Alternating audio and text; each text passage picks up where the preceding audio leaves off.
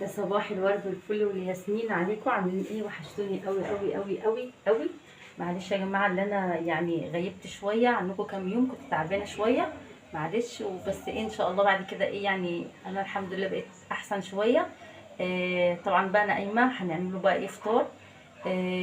طبعا مش جبنات ولا الكلام من ده، زهقنا بقى من الجبنات والحاجات دي.